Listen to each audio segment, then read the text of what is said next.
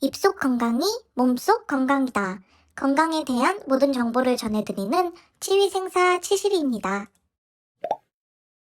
마스크를 쓰기 시작하면서 자신이 구취가 난다는 것을 알게 되었다는 사람이 많았습니다. 역으로 마스크를 쓰고 나니 입냄새가 심해지는 것 같다는 느낌을 호소하는 사람도 많았죠. 그런데 최근 마스크를 오래 쓰면 입냄새가 심해진다는 가설에 과학적 근거가 있음이 밝혀졌습니다. 경희대 치과병원 구강내과의 한 교수는 마스크 속 세균 분석을 통해 마스크 착용이 입냄새에 미치는 영향에 대한 연구 논문을 발표했어요. 평소 입냄새가 있는 사람이 마스크를 3시간 이상 착용했을 때 구취 원인 중 하나인 황화합물이 더 높게 측정이 된 것이에요. 이 수치는 마스크를 착용한 시간과 비례하여 증가했다고 합니다. 즉, 입냄새가 있는 사람이 마스크를 오래 착용하면 할수록 입냄새가 심해진다는 것이죠. 만약 평소 구취로 고민하고 있다면 마스크를 정기적으로 교체해야 합니다. 또 입냄새의 근본적인 원인을 파악하고 이를 해결하려는 노력을 해야 합니다.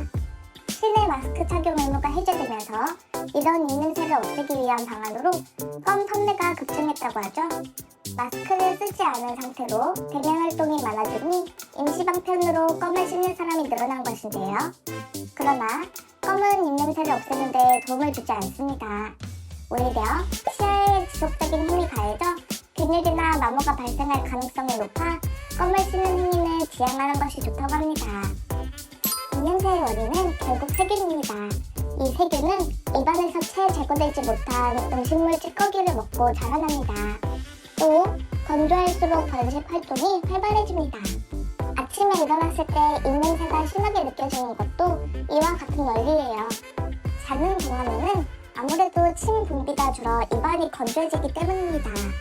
건조한 입안 환경과 더불어 치석이 많거나 치주 질환을 앓고 있을 때에도 입냄새는 심해져요. 또 이런 구강질환 외에 공복이나 당뇨, 흡연, 위장장애 등 입냄새의 원인은 다양하다고 합니다. 그럼에도 구강 내 환경이 구취가 발생하는 원인의 약 90%를 차지한다고 하니 평소 입냄새로 고민하고 있다면 치과를 찾아 그 원인을 분석해볼 필요가 있습니다. 입냄새 예방의 기본은 청결한 위생 상태를 유지하는 것이에요.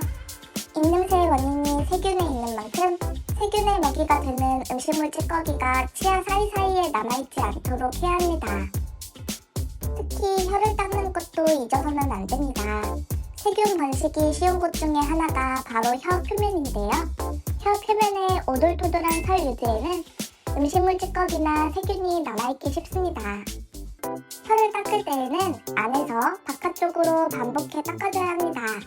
이때 너무 강한 힘을 주면 설유두가 손상될 수 있어 주의가 필요합니다. 혀 안쪽 부분에는 구취 유발 세균이 많기 때문에 혀 안쪽까지 닦아줘야 해요. 이때 턱구역질이나 힘들다면 호흡을 수초 멈췄다가 다른 부위를 자극하는 것으로 도움을 받을 수 있습니다.